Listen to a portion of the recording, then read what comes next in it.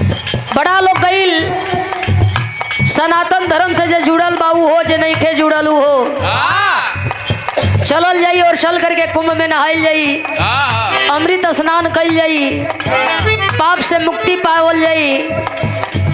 कुछ लोगन के पाप से मुक्ति मिलल हुई, लेकिन कुछ लोग अपने पाप की संगे और पापी बन गईलन।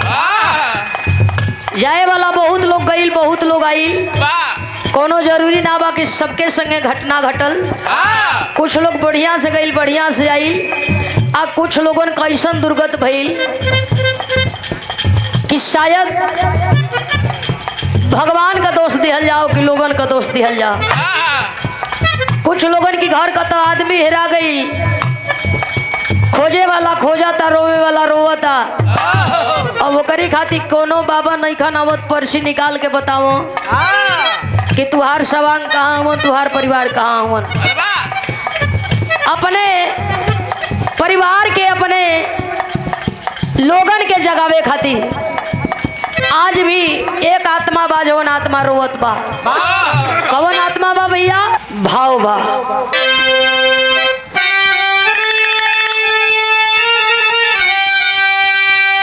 एक का एक जगल उद्गार,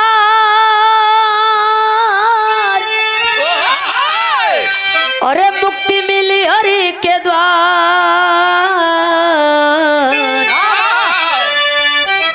रहिया अनजानी बा कैसे कोई दीदार।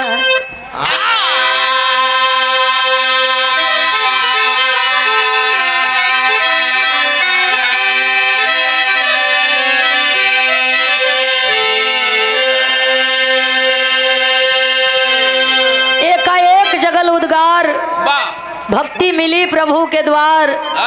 रहिया अनजानी बा कैसे होई दीदार। काशी में जन्म भइल संत शिरोमणि रैदास जी, धीरे धीरे धीरे धीरे सयान भइलन। और जब सयान भइलन तो जैसे सयान भइलन वैसे उनकर मन, उनकर विचार, उनकर बुद्धि लोगन के सहायता में, लोगन के समझावे में, लोगन के सत्य मार्ग दिखावे में लाग गई। मने विचार कैलन, एक दिन एकाएक भक्ति का उद्गार जगल।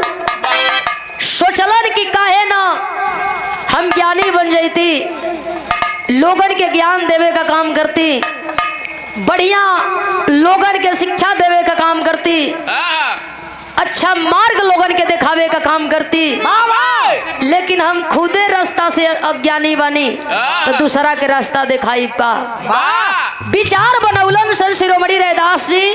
मन में ठल्लन की पहले अपने गुरु बनाई, फिर बाद में कोई का गुरु बनब। लेकिन गुरु बनाई तो के बनाई, ऐसन के बाजे हमार तकलीफ सुनी, जे हमार बात सुनी और हमके शिक्षा प्रदान करी, हमके सत्य मार्ग बताई। कुछ लोग बतौलन संत शिरोमणि रैदास जी के बनारस का धरती बड़ी पवित्र धरती है, जहाँ तमाम विद्वान लोग रहेला, बड़े बड़े संत महापुरुष रहेलन। गुरु अगर बनावेल चाहता, गुरु जीवन में धारण कल चाहता, चल जाए और जा करके रमानंद गुरु का शरण पकड़ला। कहाँ मिली हम? लोग बतौलन कि भोर का बेला में आवेलन, गंगा जी में स्नान करेलन, जाके वही गंगा जी के तट पर इंतजार करिया, भेंट हुई, मुलाकात हुई, पैर पकड़ लिया, उनसे कह दिया कि तुहार हम चेला बनल चाहत बने, तू हमार गुरु बन जा। लोगन का बात सुन करके संत शिरोमणि रैदास जी चलल हुन, वही गंगा जी के किनारे जाके आ पहले ही से खड़ा वही गुरु रामानंद जी के इंतजार करत हुन। भाव बा भैया कैसे?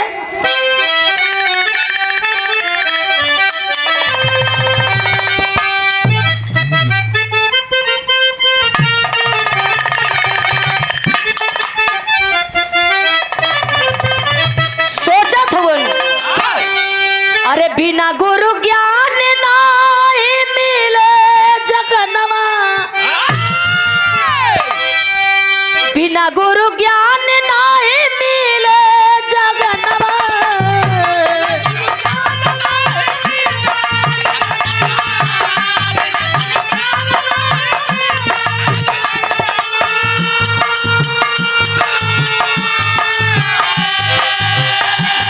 गुरु ज्ञान नहीं मिले जगनवा भेद भाव रखल जहाँ भारी पुकारी हमके के जगनवा झंखेल मनवा के मारी हो पुकारी हमके के जगनवा झंखेल मनवा के मारी हो पुकारी हमके के जगनवा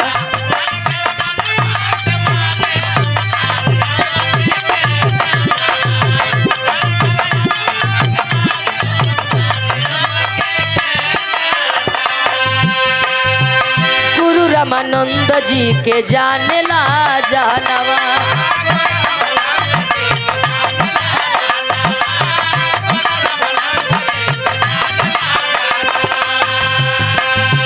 हम है शूद्र उत बाने बभनवा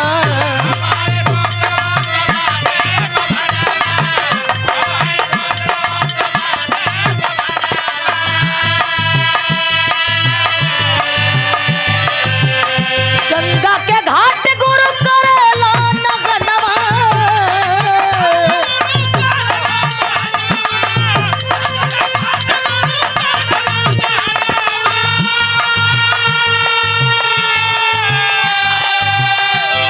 भावा गंगा के घाट गुरु करेला नगनवा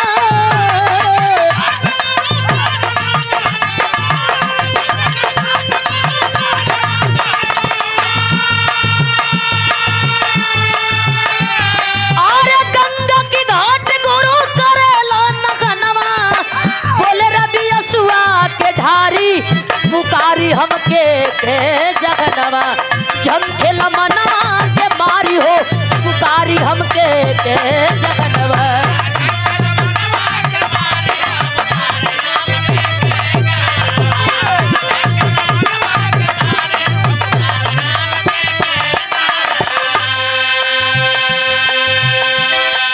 वही किनारे गंगा जी की खड़ा हूं इंतजार कर रहा हूं भोर का बेला गुरु रामानंद जी यही और आकर के जैसे साधना में भक्ति में लीन हुई हन जाई बजा के उनका पैर पकड़ के उनसे याचना करो विनती करो फरियाद करो कि हमके अपन चेला बना लो। इंतजार करते करते ओ भैया गुरु रामानंद जी आ गईलन। आज जब गुरु रामानंद जी अलन गईला वही गंगा जी में नहैला मल मल के देह के धोला अपन जनेऊ भी धोलन। गुरु रामानंद जी पुनः जनेऊ के पहिर के वही गंगा जी से बाहर भइलन कपड़ा बदल के अजय भी खड़ाऊ पहिर के चलल चाहत हुन। तब तक दौड़ के गईलन संत शिरोमणि रैदास जी पैरवा पकड़ लिहलन। रामानंद जी पूछे लगलन के हुआ कहाँ से आई लवा तो के चिन्हत जानत नहीं की। जा करके गुरु रामानंद जी का पैरवा पकड़ लिहलन। संत शिरोमणि जी पैर पकड़ करके याचना करे लगलन विनती करे लगलन हमके अपन चेला बना ली हमार गुरु बन जाई। संत शिरोमणि रैदास का बतिया सुन करके गुरु रामानंद जी क्रोधित हो गईलन, गुस्सा में लाल हो गईलन, लगलन डांटे लगलन फटकारे। तू कहाँ शूद्र हम कहाँ ब्राह्मण, हम गुरु बनब असंभव। डांट करके संत शिरोमणि रैदास जी के रामानंद गुरु जाए लगलन। आंख में आंसू हाथ जोड़ले हुन संत शिरोमणि रैदास जी ताकत हुन। देखते देखते गुरु रामानंद जी फिर से वही पनिया में हेल गईलन और जा करके वही पानी में गंगा जी की आगे हाथ जोड़लन और गंगा जी से विनती करत हुन एगो बात कहत हुन का सुनत बचनिया अंगार होई गईले।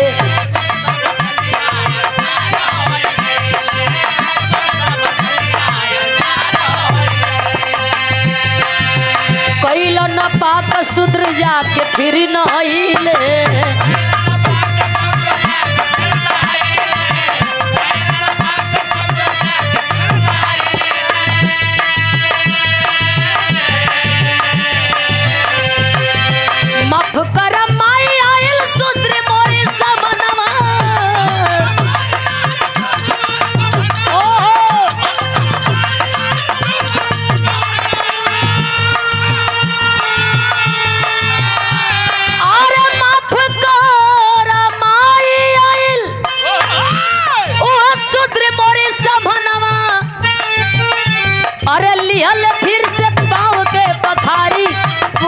हमके के जगनवा जन खेल मनवा कमारी हो पुकारी हमके के जगनवा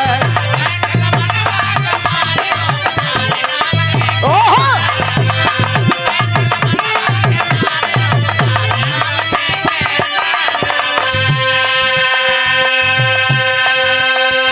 गुरु रामानंद जी वही पानी में हेल गईलन और हेल करके हाथ जोड़ला, हे गंगा जी हमके माफ करिहा, आके हमके शुद्र छू दिहलस, हमार शरीर पाक रहल न पाक हो गई।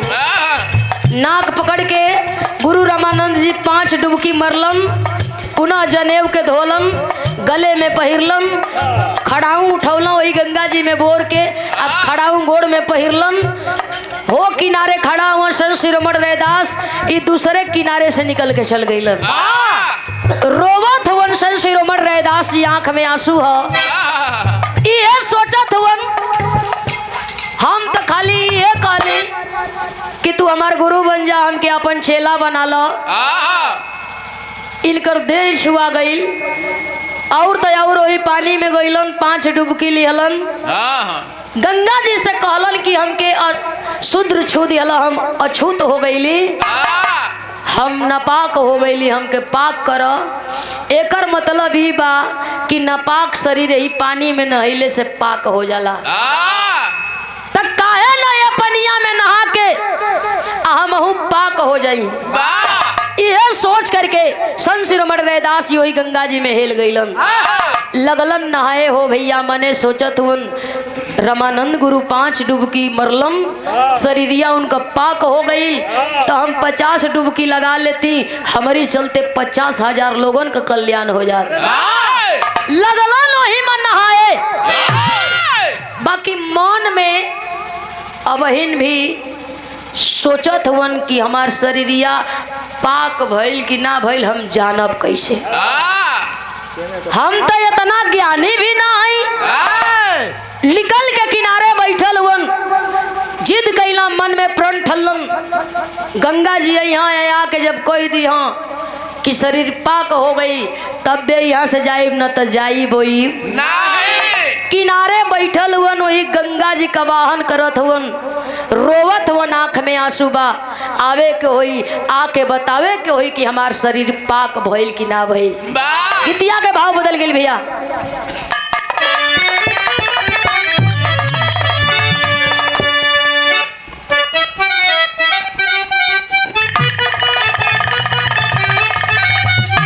अरे मारी के आसनवा बैठे गंगा जी के तीरवा हो, तयखिया से बोला नीरवा हो, ए हो माई करेलू ना पाक तनवा पाक जहनवा, हमके मरेला में गनवा हो, ए हो माई करेलू ना पाक तनवा पाक जहनवा, हमके मरेला में गनवा हो।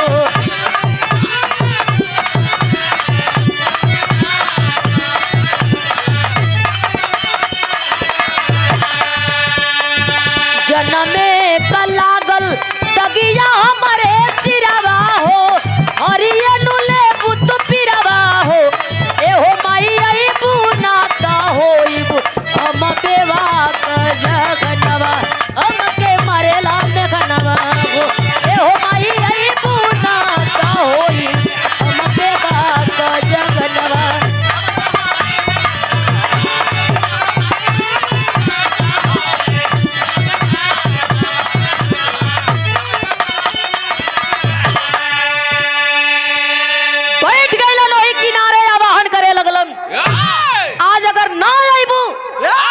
एगो शूद्र का बेटा यही गंगा तट पर जान दे दई।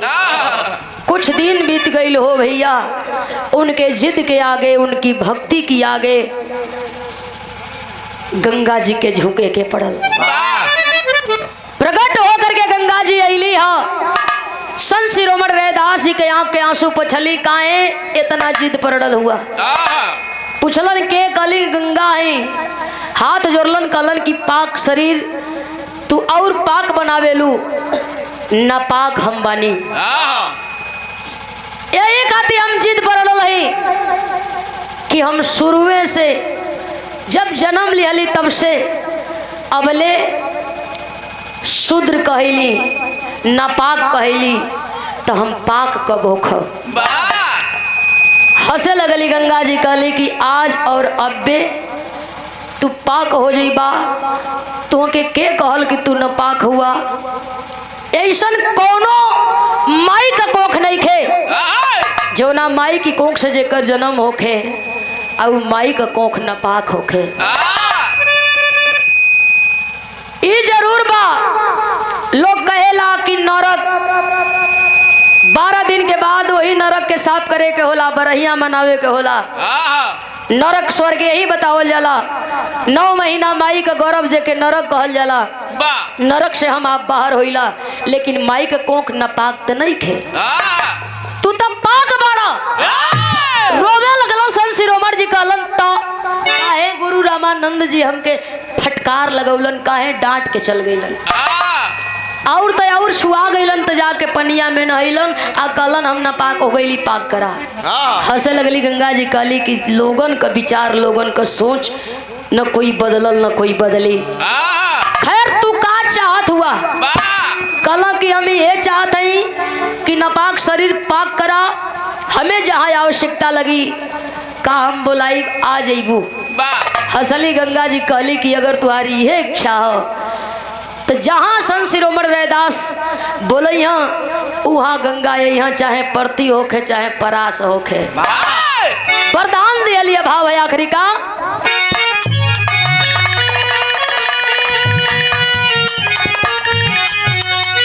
अरे रोवे बाबा आस भाई आ दुख न सहली गंगा माई, दयाई दिहली बारा दाना और सहे मनवा।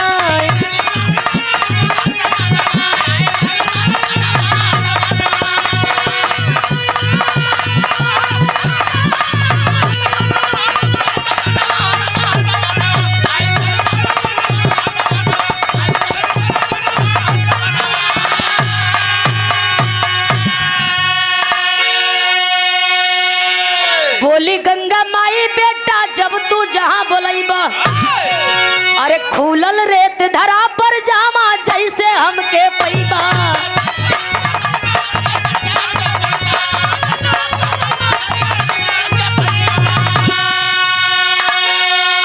तब पैबा प्रेम का खजानावा, अरे हर सिद्ध मनवा। एक बार आवाहन करबा, एक बार आवाज लगई बा, दूसरा खाती त ना, लेकिन संत शिरोमणि रैदास खाती ई गंगा तात्पर्य तैयार रही। हम वरदान पौलन हंसत अपना घर का वापसी कैलन। यही से कहल जला हो भैया मन चंगा कठवत में गंगा। मन अगर सही है तो सब सही है। भाव बा अरे मन चंगा कठवत में गंगा लिहले रवि बोलाई।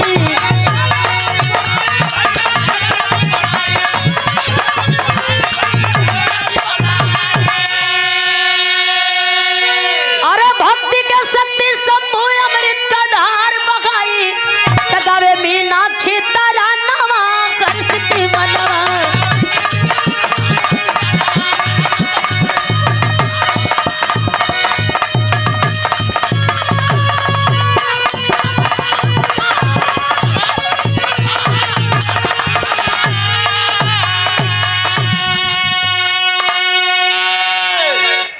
रहल संत शिरोमणि रैदास जी का इतिहास।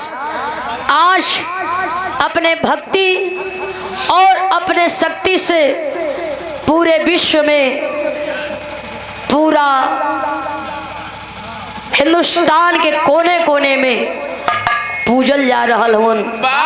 जेकर कीर्ति अमर बा, जेकर इतिहास अमर बा। ये धरती पर जन्म यही खाती होला लोगन का कि लोगन का कल्याण करे। लोगन के अंदर जो इंसानियत बा वो इंसानियत के कबो मारे के ना चाहिए।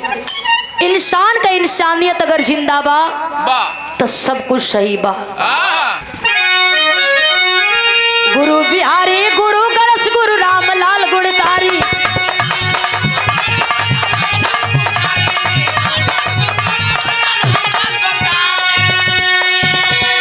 स्वर्ग बसा चंद्रिका कवि बच्चन जी बने पुजारी। अरे जमाना जेकर गीतिया गावे, अरे जमाना जेकर गीतिया गावे, देखा भावे जेकर कीर्ति सबके मनावा।